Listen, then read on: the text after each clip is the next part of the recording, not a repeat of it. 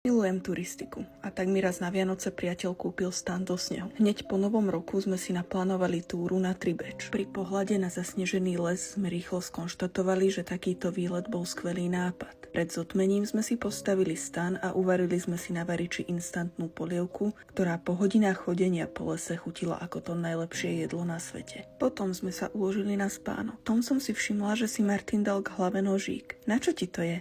Opýtala som sa. K týmto lesom sa viaže toľko povier a legend, že isto to je gulomet, Povedal. Obaja sme sa zasmiali a šli sme spať. Neviem, koľko hodín odvtedy prešlo, no prebudila som sa na zvláštne zvuky. Znelo to ako vrzganie snehu niekde v diaľke. Asi nejaké zviera alebo kroky. Blbosť, kto by sa tu už len teraz potuloval. Ukľudňovala som sa.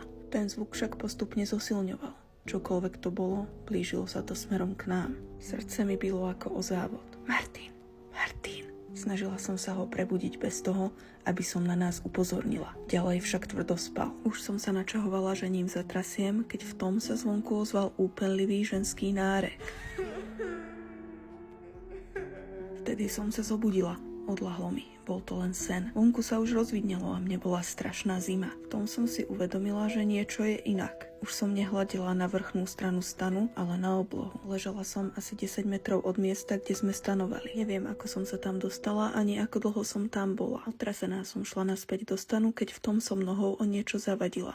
Puklo to. Pozrela som sa dole a vykríkla som. Bola to kosť. Martin vybehol zo stanu, rýchlo sme sa pobalili a hneď ako sme mali signál, zavolali sme na políciu. Ukázalo sa, že som náhodou objavila pozostatky mladej ženy, ktorá bola nezvestná už vyše roka.